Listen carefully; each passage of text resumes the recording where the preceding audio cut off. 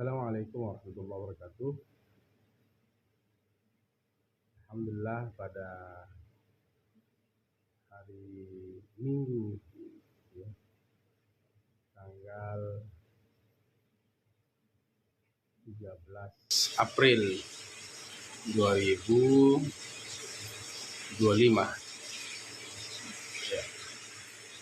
Hari ini kita lagi santai ya. Saya ingin kemudian berbicara tentang halal bihalal. Halal bihalal itu biasanya dilakukan oleh keluarga kita ya pada hari raya Idul Fitri, bahkan juga hari raya Idul Adha. Bahkan juga banyak yang mengadakan halal bihalal pada bulan Syawal ini, entah seminggu setelah Lebaran ya, setelah Idul Fitri, bahkan juga ada yang 2 minggu atau 3 minggu setelah Idul Fitri. Nah, kenapa halal bihalal ada di tengah-tengah kita? Ya, halal bihalal itu sejak zaman para pejuang kita ya. Dalam sejarah itu Kiai Wahab Hasbullah pada tahun 1948 banyak orang yang masih merasakan keberadaan Belanda saat itu walaupun kita sudah merdeka. Nah, disitulah kemudian para pejuang kita ya dikumpulkan, para politisi, para pejuang bangsa ini dikumpulkan ya oleh pemerintah kita. Nah, disitulah kemudian momen yang penting untuk melakukan halal bihalal agar kemudian semua kekuatan itu bisa dikumpulkan untuk menghalau ya Belanda yang masih ada keinginan untuk menjajah Indonesia. Dan hari ini halal bihalal itu berlaku di tengah-tengah kita. Tradisi yang bagus, tradisi yang baik ya di tengah-tengah masyarakat kita. Momentum untuk saling maaf-memaafkan, momentum untuk saling meminta maaf ya satu dengan yang lain. Nah, Lebaran ya kita sudah lewati ya 2 minggu yang lalu. Kita sudah minta maaf pada keluarga kita, pada para sahabat kita. Kita berharap setelah Lebaran ini kita bisa lebih bagus, lebih baik lagi ya. Kita meminta maaf pada keluarga kita ya, mungkin ada salah dan khilaf baik ucapan atau perbuatan kita. Memang sangat sulit ya kita hablum minan nas. Kalau hablum minan nas itu hubungan kepada manusia itu bisa kita ya meminta maaf, kemudian dosa kita tidak akan dihapus oleh Allah Subhanahu wa taala sebelum kita meminta maaf kepada orang yang pernah kita sakiti. Kalau kepada Allah cukup kita meminta maaf ya, ampunan kepada Allah, karena Allah Tawwab, Maha pemberi maaf. Tetapi dengan manusia itu ya, kalau kita sudah menyakiti manusia ya tidak bisa kita dimaafkan oleh Allah Subhanahu wa taala kalau belum kita meminta maaf atas salah dan hilaf kita. Itulah kadang-kadang beratnya kita dengan sesama hamba ini, apalagi dengan ada egoisme ya, rasa lebih bagus ialah rasa lebih hebat, ya. Kadang-kadang manusia itu punya ego yang tinggi, sulit untuk meminta maaf, maunya dimintai. Nah, oleh karena itu, ayo, agar ibadah kita diterima oleh Allah Subhanahu wa taala, jangan sampai kita masih ada sangkut paut dengan sesama manusia, ya. Ya, kita tidak sadar kadang-kadang kita pernah menyakiti atau secara sengaja kita pernah menyakiti orang lain, harus dengan cara meminta maaf, ya. Nah, meminta maaf bisa secara langsung, bisa melalui WA, ya. Itu penting sekali, ya. Sekali lagi, agar kita diampuni oleh Allah Subhanahu wa taala. Ya, mungkin pernah ada ucapan atau pernah kita mengambil barang orang lain saja, ya. Kita harus meminta maaf. Ya, meminta ridhonya, ya. Mungkin pernah ambil ayam orang gitu, ya. Atau pernah kita mengambil sapi, ya, atau pernah kita mengambil uangnya, barangnya, ya, itu harus kita sama-sama meminta maaf, kita meminta ridhonya, ya, kita minta ikhlasnya agar dosa-dosa kita diampuni oleh Allah Subhanahu wa taala. Nah, kalau kita berbicara tentang Idul Fitri, ya, Id itu artinya kembali, Fitri itu suci, ya. Selama Ramadan kita sudah melaksanakan, ya, ibadah puasa, sholat tarawih, ya, sudah melakukan kebaikan-kebaikan. Kadang-kadang hari ini kita merasa kehilangan dengan bulan yang sangat suci, ya, bulan Ramadan. Nah, apa yang kita harus lakukan setelah Ramadan ini adalah membiasakan diri kegiatan-kegiatan kita selama bulan Ramadan. Ya. Apa yang pernah kita lakukan di dalam bulan Ramadan, ya kita lakukan di luar bulan Ramadan. Jangan terlalu berat-berat, ya, sederhana-sederhana, ya. Sederhana-sederhana. La yukallifullahu nafsan illa usaha. Allah tidak membebani sebuah kaum kecuali dengan kemampuannya. Hal-hal yang kecil, remeh itu ya perlu kita lakukan. Selain kewajiban kita untuk beribadah kepada Allah Subhanahu wa taala, ya, ibadah-ibadah sosial itu kita bisa lakukan, ya.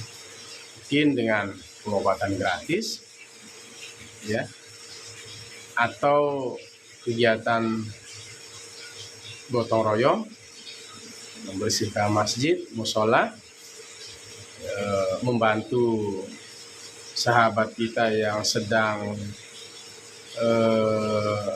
kesusahan atau sedang sakit, menziarahi mereka. Banyak hal-hal ringan yang kita tidak rasakan bahwa itu adalah nilainya ibadah. Atau mengajar, atau beraktivitas kembali, bekerja, itu adalah bagian dari ibadah. Kadang-kadang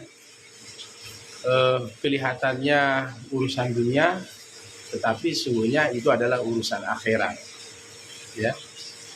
Menjamu tamu, kalau tamu kita datang, ya kita jamu dengan bagus, dengan baik.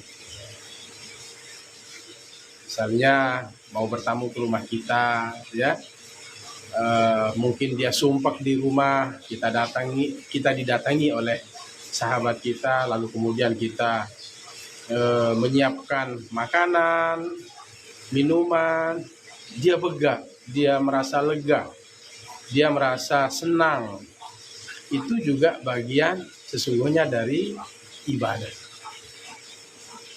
Dia senang mencicipi makanan kita, kopi yang kita siapkan, ya, itu juga bagian dari ibadah sesungguhnya.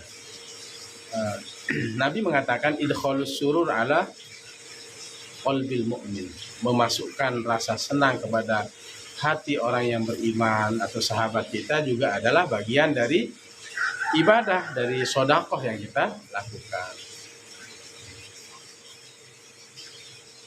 Baik, ya.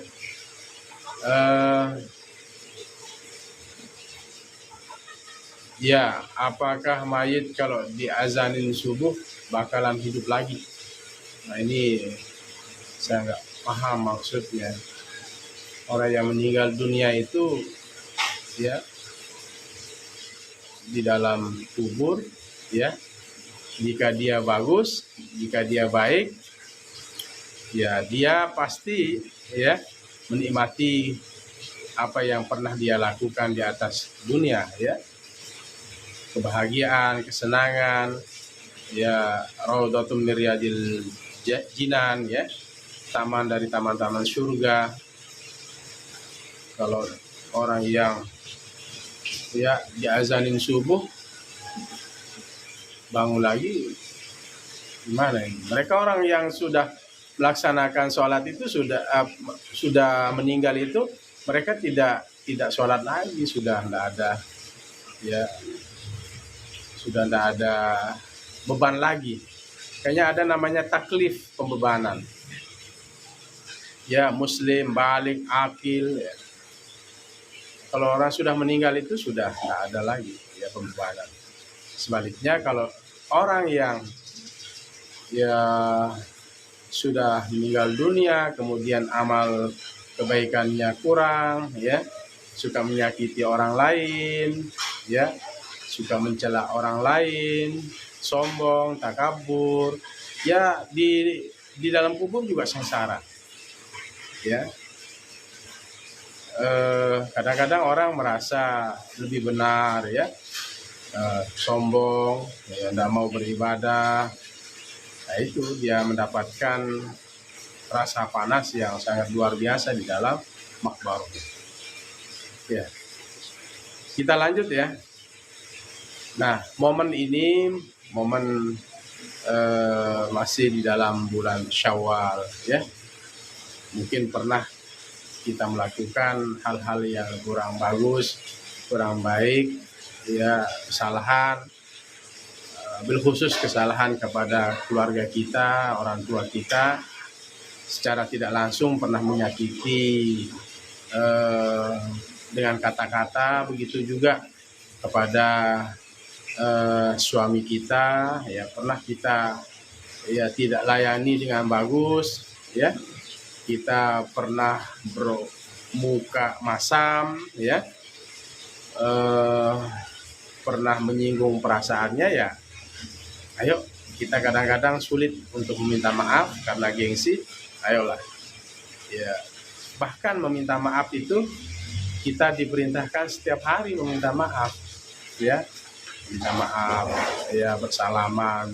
Ya, dibuktikan setelah sholat 5 waktu itu kan biasanya kita salaman dengan siapa di kanan kita, di kiri kita, ya, berjabatan tangan.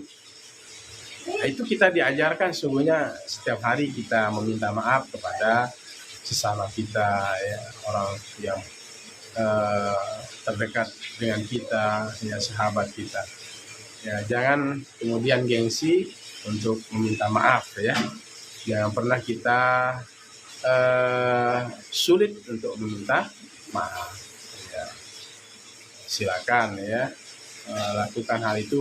Pembiasaan untuk meminta maaf itu penting dalam kehidupan kita. Mudah-mudahan, ya, ini sudah banyak bergabung nih, berkah mandiri, ya, saya ada Gibran, ya, teman-teman kita sudah banyak bergabung. Ayo, di bulan Syawal ini, ya, selain kita maafkan, ya, di dalam bulan Syawal ini kita kemudian lebih semangat lagi, ya. Madrasah Ramadan itu cukup menggembleng kita menjadi orang yang baik, ya, menjadi orang yang semangat, menjadi orang yang menghargai waktu, ya, menjadi orang yang melaksanakan ketaatan kepada Allah Subhanahu wa taala. Di luar bulan Ramadan ini, di bulan Syawal ini, kita lakukan yang apa yang pernah kita lakukan di dalam bulan Syawal, ya.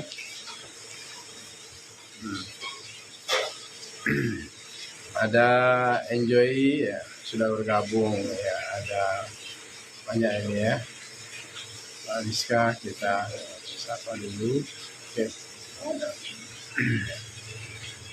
Nah, yang menjadi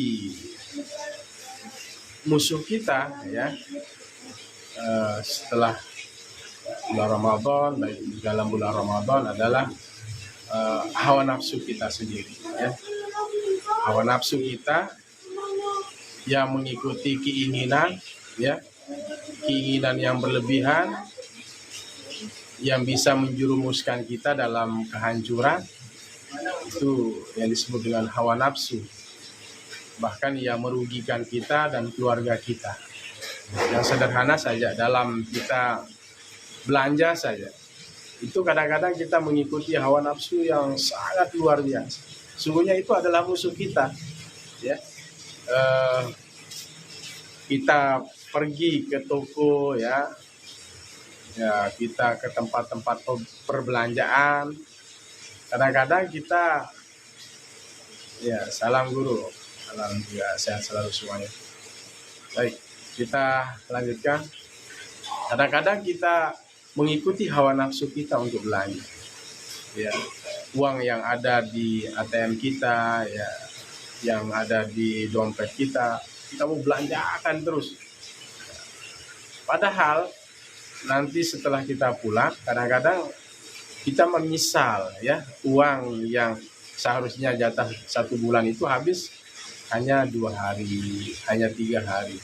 Nah, ini yang disebut dengan mengikuti hawa nafsu. Nah, itu harus kita kendalikan, ya. Sifat boros itu harus kita bisa tahan, ya, agar kemudian kita bisa selamat, ya.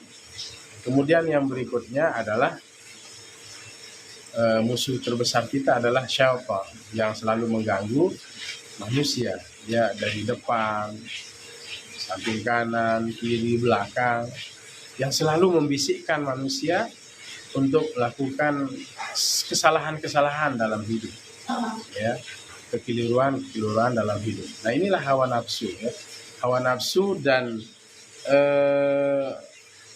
syaitan. Cukup 2 ini menjadi musuh besar kita, ya. Karena kalau kita mencari musuh lagi, satu musuh itu, ya, sangat berat, ya, bagi kita. Yang 2 saja sulit kita kalahkan, apalagi mencari, ya, musuh, ya, dalam hidup kita. Syaitan, hawa nafsu, itu saja kadang sulit kita kalahkan, ya, apalagi mencari musuh, ya. Satu musuh itu sangat berat, ya. Satu musuh itu berbahaya bagi kehidupan kita. Makanya dalam kehidupan banyak-banyak berteman, ya. Jangan ada musuh, ya. Artinya orang yang bisa membenci kita, ya.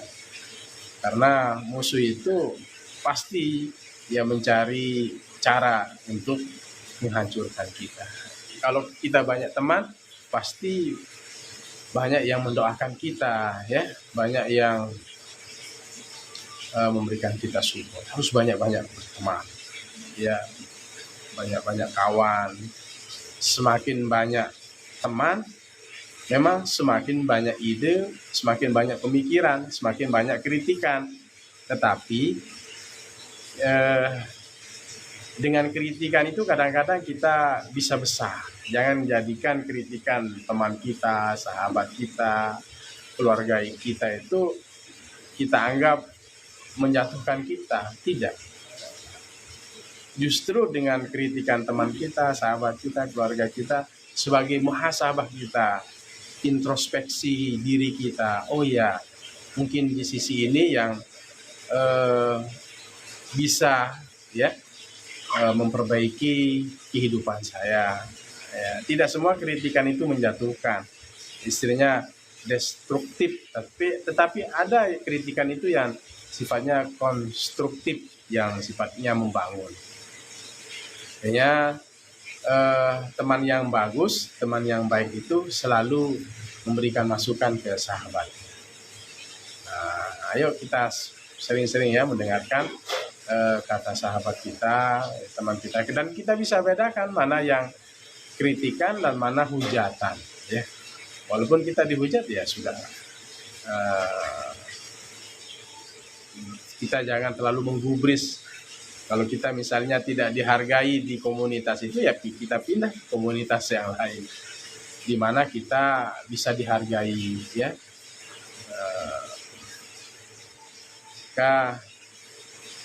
semua itu adalah ada hikmahnya. Di komunitas baru itu pasti ada yang menghargai kita ya. Kadang-kadang kita ya di sebuah komunitas itu keberadaannya tidak dianggap. Ya, sudahlah, cari lagi komunitas yang baru ya, komunitas teman-teman yang bisa sama-sama yastami'u kalamuna. Ia bisa mendengarkan ucapan kita, ia bisa menghargai kita, ya itu ya sahabat-sahabat itu semuanya ya pasti ada itu komunitas-komunitas yang bisa menghargai kita, komunitas-komunitas yang juga tidak menghargai kita, keberadaan kita. Nah, saya ingin sapa ya, ada teman-teman saya, ada Info, ada Nasibullah, ya. Ada Humaira, mungkin ada pertanyaan-pertanyaan tentang sebuah persahabatan ya.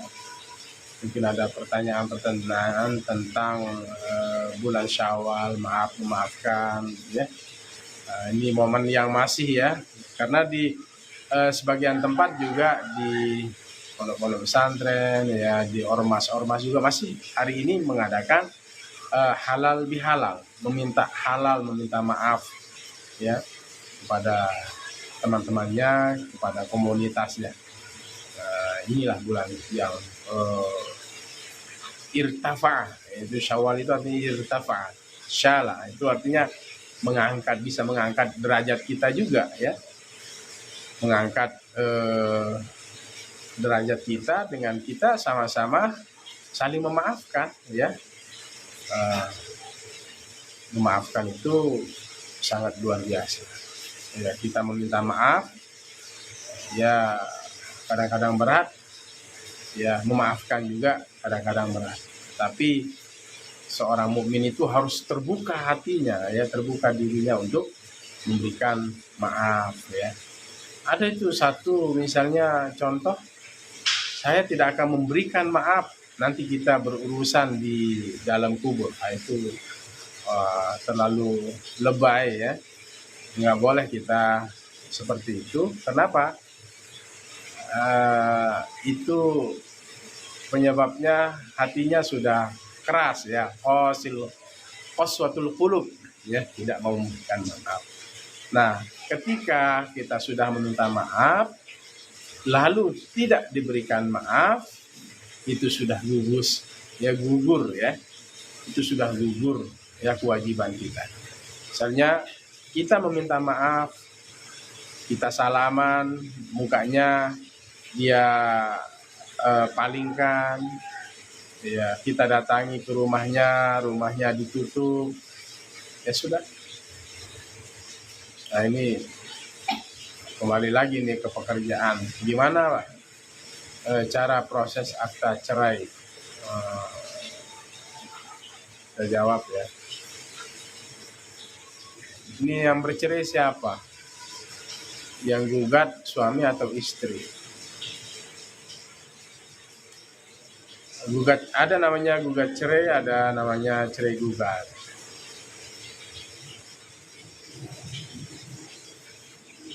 Ya, kalau suami ya ingin menggugat istrinya, menceraikan istrinya, ya dia sudah cerai tapi mau nikah lagi. Cerai di bawah tangan ya.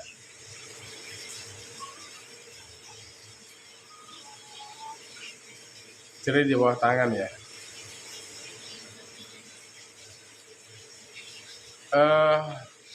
Memang tidak bisa, ya, tidak bisa diakomodir ya. Orang misalnya suami menceraikan istrinya, mau nikah lagi misalnya, ini contoh dari saya contohkan dari suami dulu.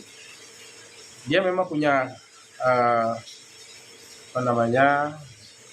punya kesempatan ya, diberikan. Yang tidak bisa dimainkan itu adalah cerai, nikah, rujuk. Misalnya orang main-main, saya mau menceraikan kamu, itu jatuh ya. Seseorang itu, saya ingin menceraikan kamu, itu jatuh. Saya nikahkan kamu dengan anak saya, itu terjadi. Saya ingin merujuk kamu, ayo pulang, itu terjadi. 3 hal yang tidak bisa dimainkan. Secara hukum agama, orang yang menceraikan istrinya itu jatuh. Lalu kemudian dia ke pengadilan, ya, ke pengadilan itu untuk mengurus akte cerainya. Itu bisa didaftar ya ke pengadilan, buku nikahnya itu dileges sama KTP-nya, daftar di mana tempat istri tinggal. Itu kalau suami menggugat istri ya.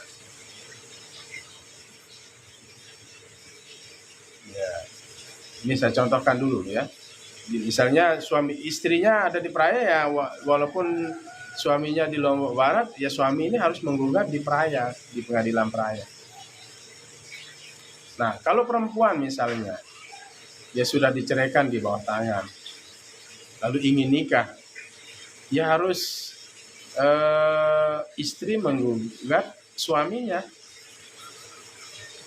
Ya, misalnya istrinya dari Praia, suaminya di Lombok Barat, itu bisa digugat suaminya itu melalui pengadilan Praia. Ya,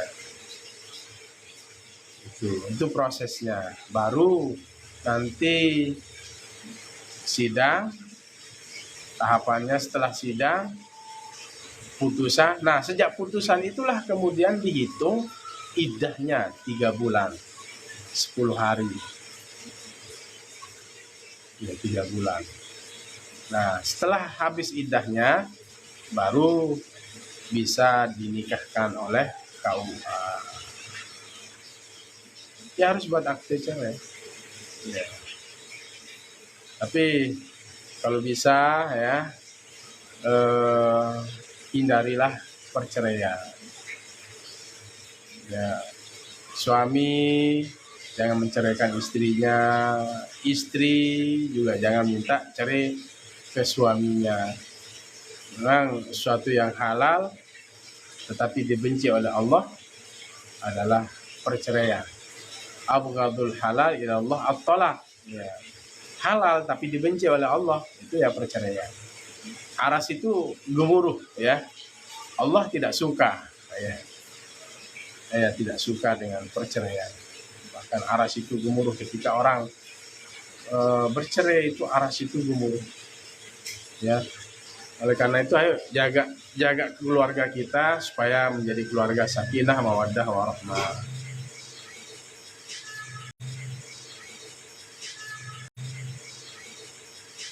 Nah, ini kan punya aturan ya, ada aturan, ada hukum. Ya, di KUA juga punya aturan. Ya, makanya ya kalau bisa jangan bercerai ya, jangan bercerai. Misalnya kecuali tidak ada kecocokan, terjadi kekerasan di dalam rumah tangga, sudah dimediasi ya, itu baru perempuan itu boleh menggugat, ya. Tapi kalau tidak ada masalah, ya, pertahankan saja, ya, pertahankan saja, ya, pertahankan keluarga. Kasihan anak, ya, kasihan keluarga, ya, selama bertahun-tahun sudah berjuang bersama, membuat rumah, ya, bersama, ya, dari nol berjuang, tiba-tiba bercerai. Ini kan tragis, ya. Jadi pertahankan, ya, jadi supaya menjadi keluarga yang utuh, keluarga yang sakinah, mawaddah, warahmah. Ya, cuman kan itu, ya, kadang-kadang dengan kehadiran orang lain bisa kita bercerai, macam-macam motifnya, nafkah lahir batin, ya, nafkah lahir, ya, rumah, makanan, harta. Batin, ya, di atas ranjang, nggak pernah dapatkan, bisa. Atau perempuan mendapatkan kekerasan dalam rumah tangga, kekerasan fisik dan psikis, ya. Kalau kekerasan fisik itu istri dipukul, itu kekerasan fisik, ya. Terjadi kekerasan dalam rumah tangga. Ada juga kekerasan psikis. Kekerasan psikis itu dirasakan oleh perempuan, dia didiamkan, tidak ditegur, tidak disapa. Itu namanya kekerasan psikis.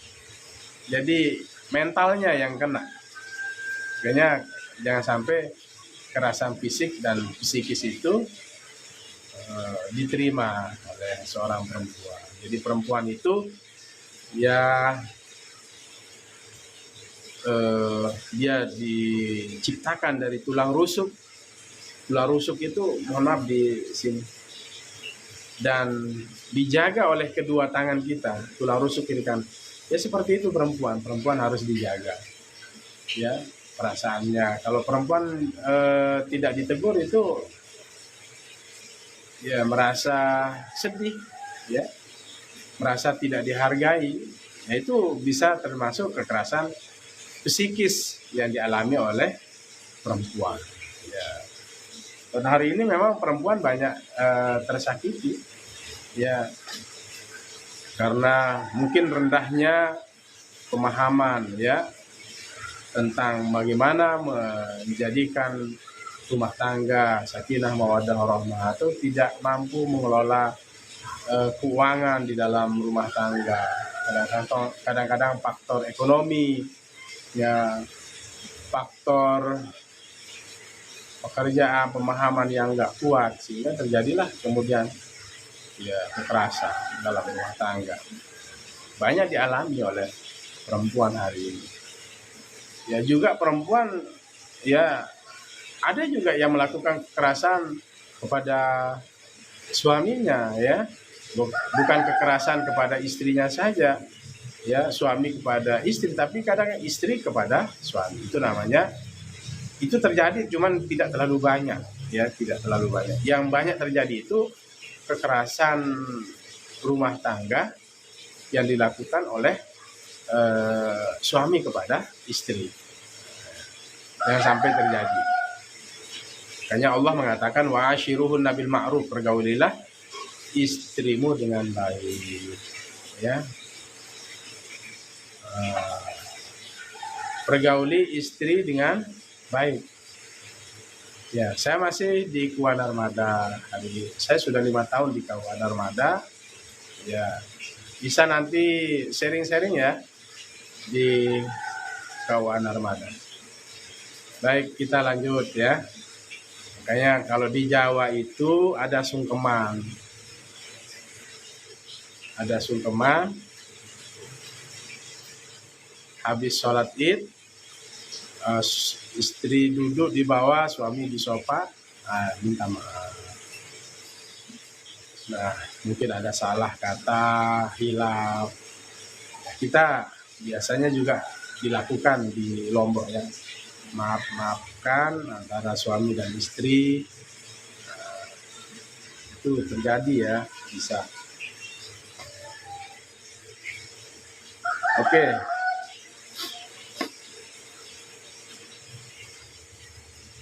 Mungkin ada pertanyaan lagi ya seputar sejarah halal bihalal atau maafkan atau mungkin tentang pernikahan. Ya. Baik.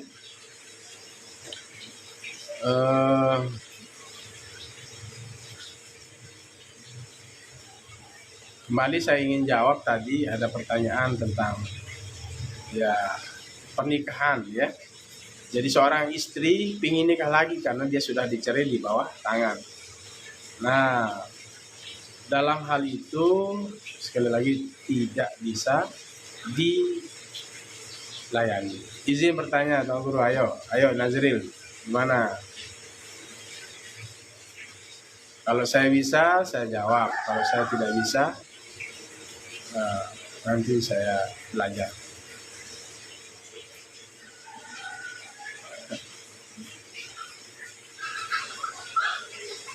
Apakah boleh berhubungan ketika malam takbir? Berhubungan apa? Berhubungan intim itu sudah halal. Kalau di malam-malam Ramadan itu boleh. Di siang hari Ramadan sejak imsak sampai berbuka nggak boleh. Kalau malam takbiran nggak apa-apa, ya takbiran. Misalnya setelah berhubungan badan mau takbiran nggak apa-apa, nggak berdosa karena itu adalah bukan takbiran itu kan bukan ayat-ayat Al-Quran ya, tapi itu adalah bagian dari zikir dan tasbih. Walaupun orang dalam keadaan haid, orang dalam keadaan junub takbiran tidak berdosa ya. Kecuali orang yang dalam keadaan junub ya habis berhubungan badan kemudian ambil Al-Quran, baca Al-Quran itu berdosa. Tapi kalau hanya takbiran habis berhubungan badan dengan istrinya, kemudian duduk malas mandi malamnya, nunggu subuh baru mandi janabah, mau takbiran nggak apa-apa, baca Allahu Akbar, subhanallah, walhamdulillah ya, kemudian itu bagian dari zikir ya, istighfar dan lain sebagainya, nggak apa-apa ya. Oke, malah itu saja ya, karena ini sudah mau menjelang asar, saya harus memandu pernikahan di Nazril. Terima kasih ya sudah kasih kita bunga, mau mengirimkan mawar ya Nazril. Terima kasih Nazril. Saya mau memandu pernikahan di Narmada di Batu Kute. Di situ ada Pak Hendra, DPRD Kabupaten Lombok Barat, Partai PKB. Hari ini ada Datuk Bagu yang akan hadir di acara pernikahan salah satu warga di Batu Kute. Izin undur diri karena saya harus siap-siap untuk memandu akad nikah. Kita setiap hari senang nih melihat orang banyak menikah, berketurunan. Dengan berketurunan itu mereka akan banyak generasi yang bisa melanjutkan perjuangan agama dan bangsa, generasi yang akan mendoakan kita ya, supaya mereka menjadi orang baik, bagus. Maka didiklah, berikan ilmu agama yang kuat. Insya Allah anak kita menjadi anak yang soleh dan solehah. Demikian ya. Mohon maaf, nanti malam mungkin kita live ya dengan tema yang berbeda. Demikian, Allahul muwaffiq ila aqwamit thoriq. Assalamualaikum warahmatullahi wabarakatuh.